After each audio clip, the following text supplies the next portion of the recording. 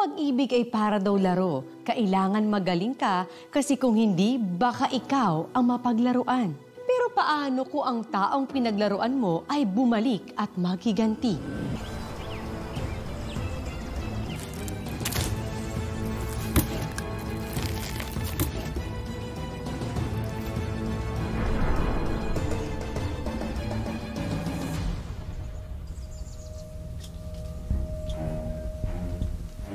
Mahal na mahal kita, Anton. Mahal na mahal kita, Betty. Kaso nga lang, malayo pagkita natin kung may-ari nitong binyahan eh. Bakit kasi hindi mo na lang ako pakasalan, ha? Para hindi ka naliliit sa sarili mo.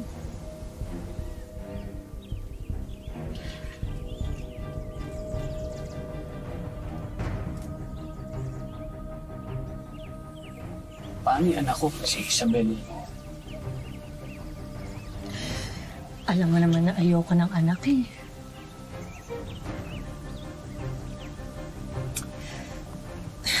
Alam mo naman, kaya looking young ako dahil wala akong stress. Kahit nasa 40s na ako.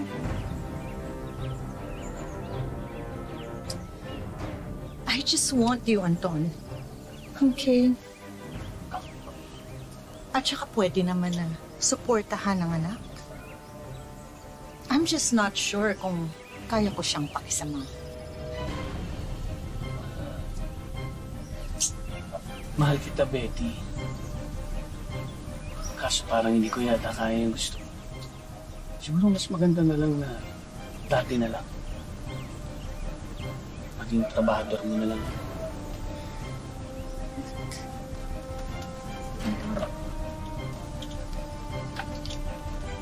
Anton!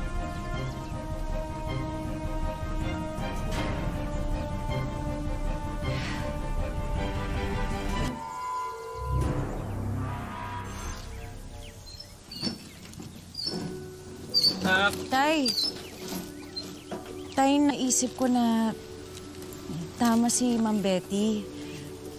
Malaki na ako. Tsaka matagal na rin patay si nanay.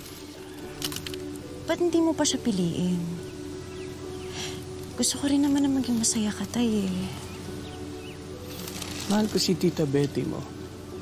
Pero kung malalayo ka naman sa akin, hindi rin ako magiging masaya.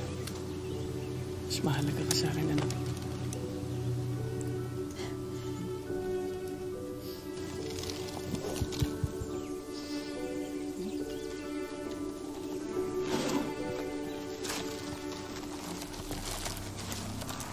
Betty.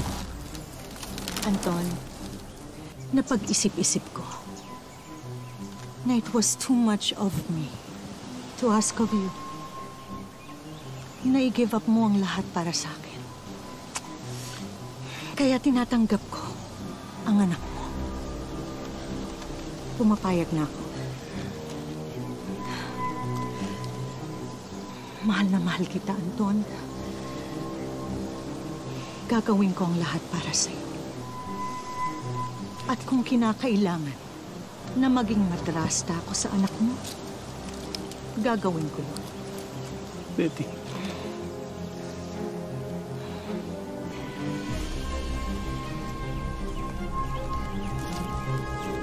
Yeah.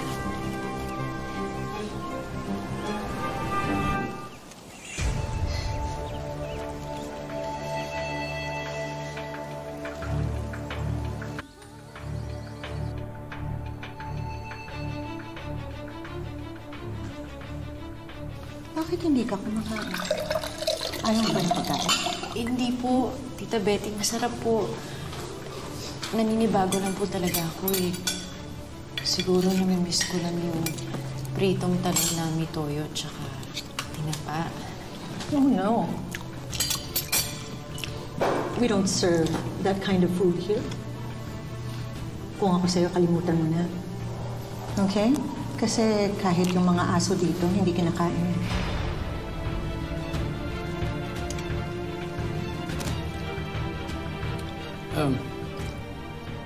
May alaga ka palang alakdan. Mm-hmm. It's not just a pet. Para ko siyang anak. Ingat ka lang. Nanunuklaw yan.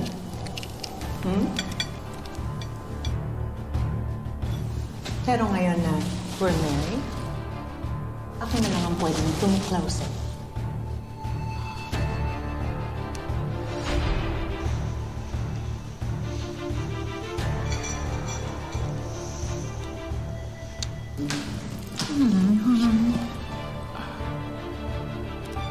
Okay ka lang?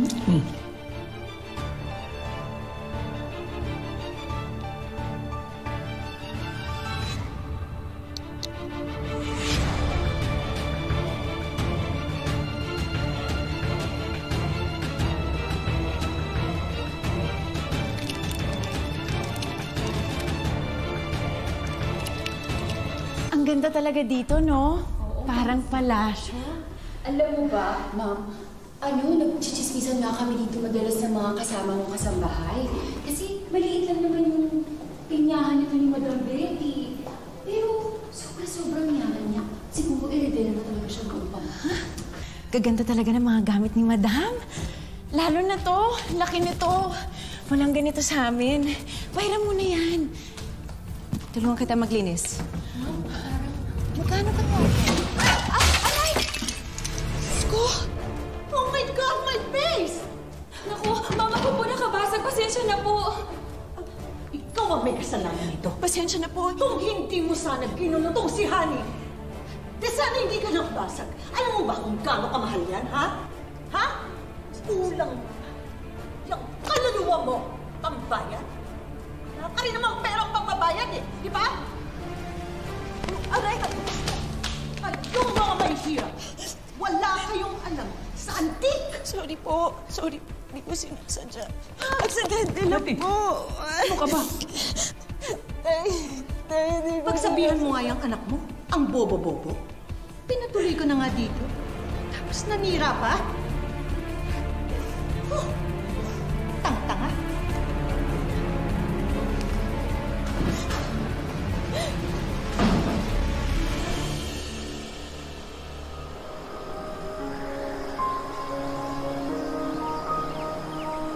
Pobre talaga yung mga mayaman, mahal.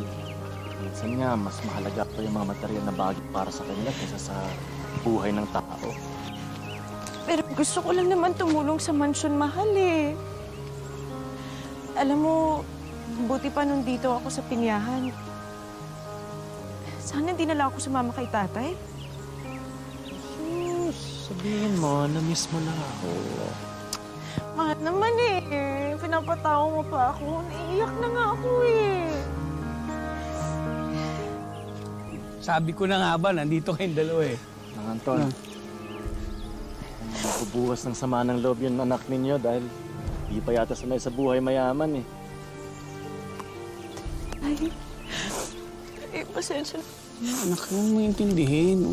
Huwag kang ganyan, okay lang yun. Inausap ko na Tita Betty mo at kakapasensyahan mo na rin siya, ha? Oras na, saktan ka niya uli. Iiwanan ko, Tita Betty mo. Ha? Handa mo yan. O ha? Salamat, ha? Alam mo, panatag ako pagkasama mo, Sin. Kasi, oras man ko anong mangyari sa akin, bahala ka na sa anak ko. Anton, siyempre wala lang yun.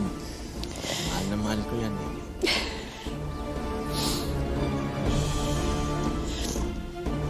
Okay na, okay na. Okay na.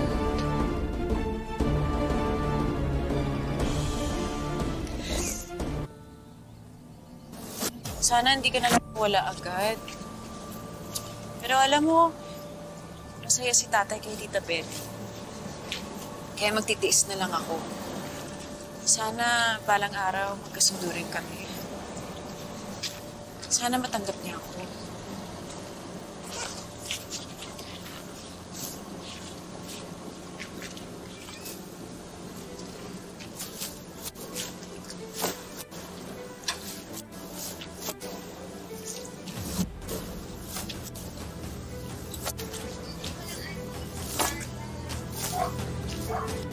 Madam, may bago tayong kliyente galing Portugal.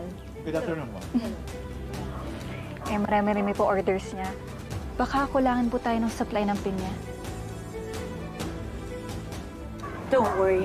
Nabili ko na yung lupa sa tabi natin. Talaga po? Yes.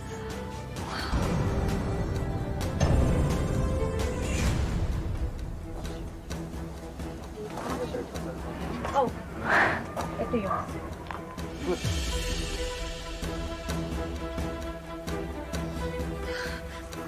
Para dito pala lahat ng pining tinatanim namin. Lalagyan pala nila droga.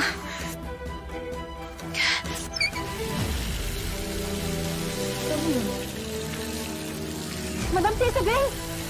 Nakita po tayo ni Isabel! Isabel! Uy, si Isabel, babae. Ikaw muna dito. Tay! Halika dito! Tay! Tay! Gusto mo to! Tay! Halika dito! Tay! Manahimik ka! Paano ka mananahimik? Nilaloko niyo pala kaming lahat! Ginagamit niyo pala kami mga magsasakal para sa illegal na negosyo! Tay! Dito ka! Aray! Aray! Aray! Hindi ako papayag na sirain mo kami! Pati ang trabaho ko! Ang business ko! Do you understand? Wala ka nang magagawa. Aalis na kami dito. Isusumbong kita sa mga polis! Tay! Manahimik ka na lang kasi! Stop! Kailangan kayo malaman.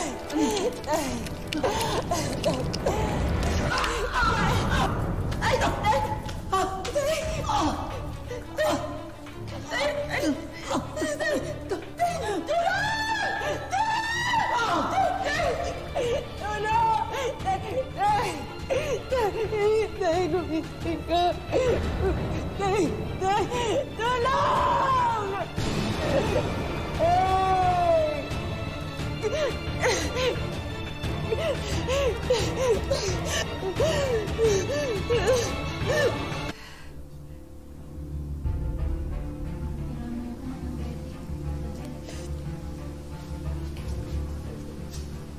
Kasalanan mo ang lahat ng ito, Isabel.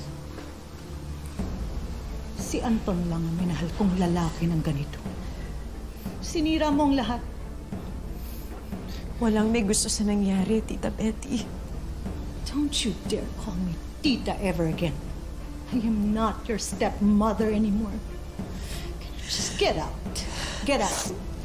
Betty, huwag naman sa ganito. No, huwag kang makinig. Ay!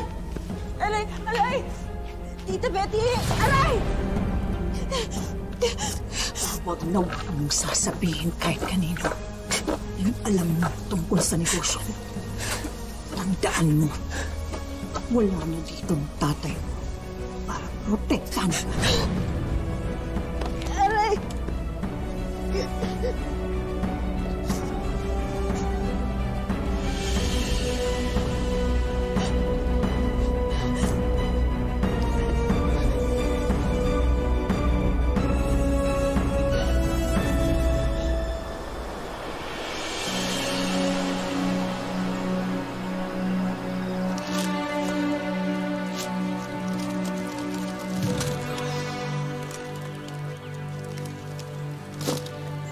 Mahal, kasama ko si Honey na luluwas pa Maynila.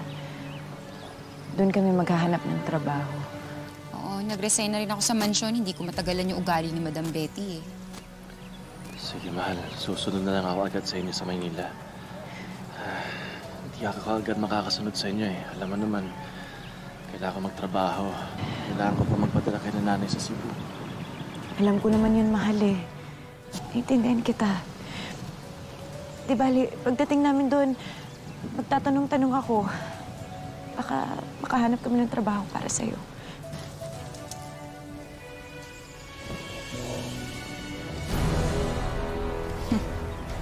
This calls for a celebration. Finally, aalis na ang asungot mong ex-stepdaughter, madam. Hindi pa ako tapos sa kanya. Nasira ang buhay ko. Nang dahil sa kanya, nawala si Anton. Sisirain ko rin ang buhay niya.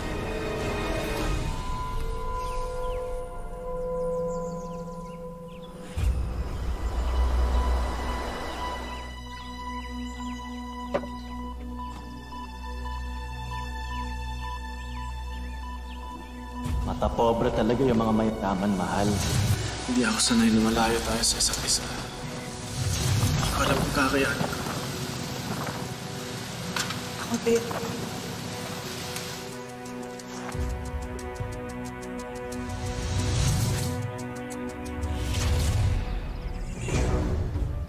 Ma'am Betty, ano pong ginagawa niyo dito? Wala. Naisip ko lang kumain ng pinya. Kuha mo ako. Ito po.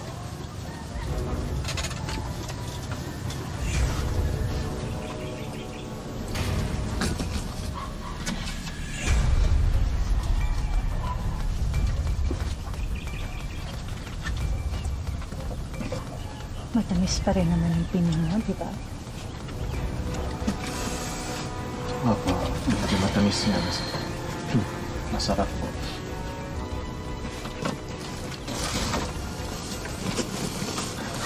Bakit ba ito ko?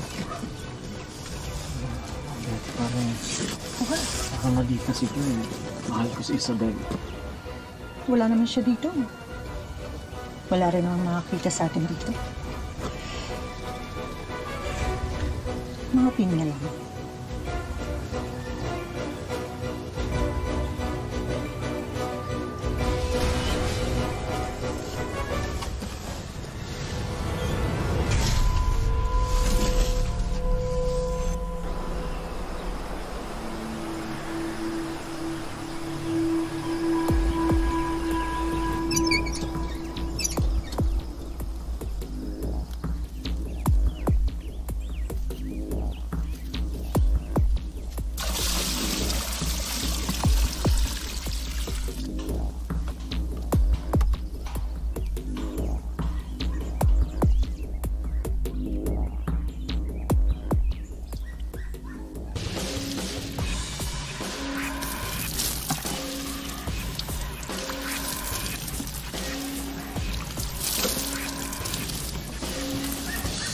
Betty, mali po ito.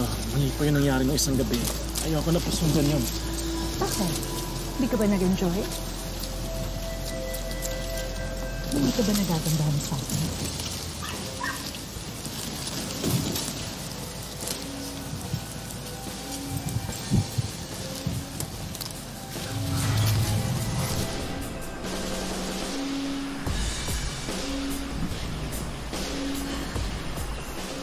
So, may sakit sa bato ang nanay mo? Ikaw ang breadwinner ng family mo? Ikaw lahat ang nagdadala ng problema niyo. Opo, ma'am. Sanay na po ako doon eh. Ganun talaga pag mahirap ka katulad ko. Well, hindi mo naman talaga kailangan maging mahirap habang buhay. Piliin mo ako. Magbabago ang buhay mo.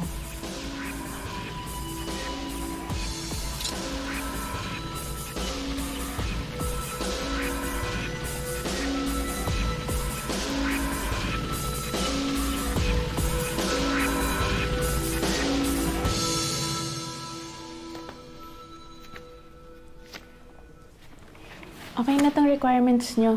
Tatawagan na lang namin kayo kung may update na sa employer nyo sa Korea. Thank you po. Naku, Isabel, sana makuha tayo. Imagine makakapag-Korea tayo. Bakit? Hindi pa rin ba tumatawag? Halos isang buwan na siyang hindi nagparamdam sa akin, honey. Samahan mo nga ako bukas. Gusto ko siyang puntahan sa pinyahan. Sige. Thank you po. Salamat.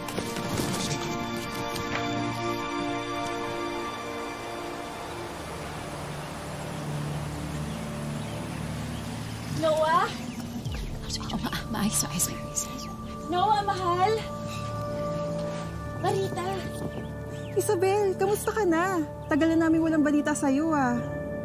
Anong ginagawa mo dito sa bahay ni Noah? Nasaan ba siya? Matagal na ako nakatira dito. Simula nung tumira si Noah sa mansion ni Ma'am Betty. Ha? Anong ginagawa niyo doon? Doon na siya nagtatrabaho? Hindi niyo ba alam? Akala ko maayos kayo naghiwalay, Isabel. Matagal na sila nagsasama ni Ma'am Betty.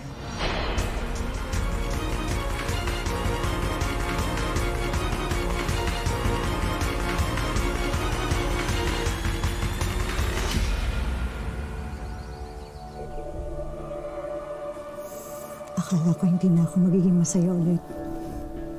Pero naging mas masaya pa ako ngayon. Ako rin. Nagbago talaga ang buhay ko dahil sa'yo. Ang laki na naitulong mo sa akin at sa pamilya.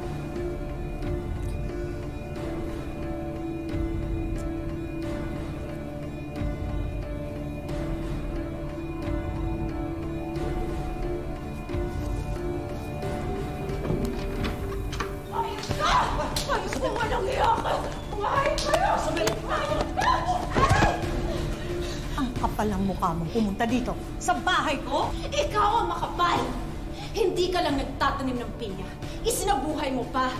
Pati kati ng pinya, kinalat mo na sa katawan mo! Hindi ko kasalanan kung ako ang pinili ni Noah. Paano mo nagawa sa akin to, Noah? Alam mo kung ano namahal. Hinintay kita! Yung pala sumama ka na sa mag-asta ko! Isabel, sasabihin ko naman talaga sa'yo eh. Hindi ko lang alam kung paano. Bakit? Dahil nasira ka sa pera niya? Kaya ako sumama sa kanya? Kaya mo ako niloko? Sumagot ka! Isabel, sorry. Sorry kung naging duwag ako. Pinili ko lang naman kung ano tingin kong tama eh. Nakapag-desisyon ako. Alam mo, kung ako sa'yo, aalis na ako. Bago ako tumawag ng pulis.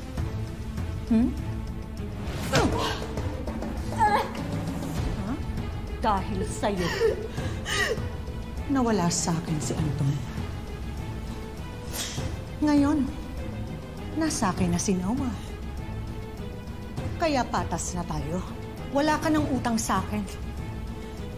My ex-stepdaughter. Umalis ka na kung ako sa'yo. Or I'm gonna call the cops. Get out!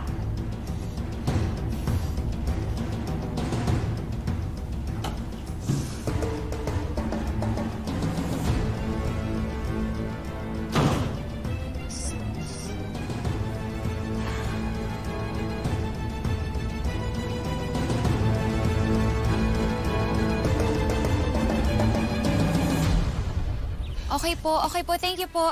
Thank you. Isabel, tumawag na sa akin yung agency. May employer na raw tayo sa Korea.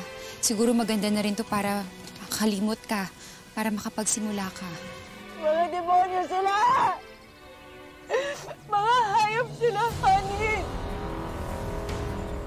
Si Betty ang totoong may dahilan kung ba't namatay si tatay. Tapos ngayon, sinira niya pa kami ni Noah. Hindi ko akalain na magagawa niya sa akin to. Kaya hindi lang ako magsisimula ulit. Babangon ako. Gaganti ako. At sisingilin ko silang lahat sa pagsira nila sa buhay ko.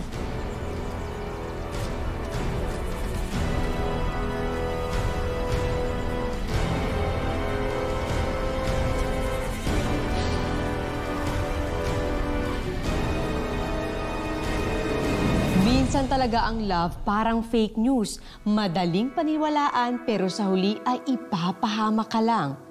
Kaya naman si Isabel tuluyan ang nagbago. At para makabangon ulit, ginamit niya ang natitirang pera para pumunta sa Korea.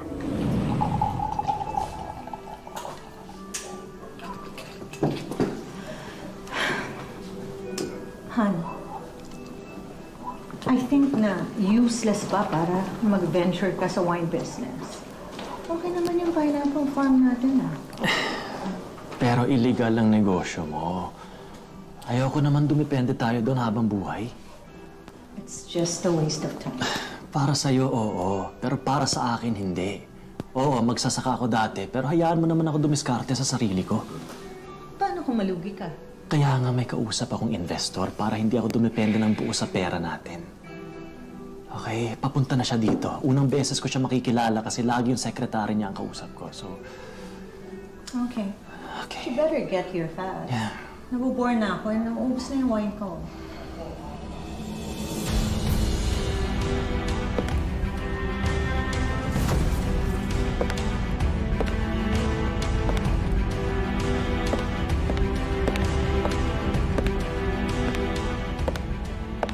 Hello, Noah. Sorry I'm late. Na-traffic kasi ako. How are you, Noah? It's been 7 long years, no? How are you, my ex-stepmother?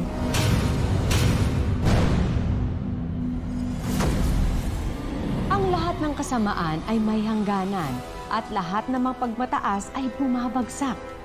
Ano kaya ang gagawin ni Isabel para gumanti sa mga taong sumira ng buhay niya? Abangan sa susunod na Sabado. Mga kapuso, ako po si Marian Rivera at ito ang Mas Pinalakas na Tadhana.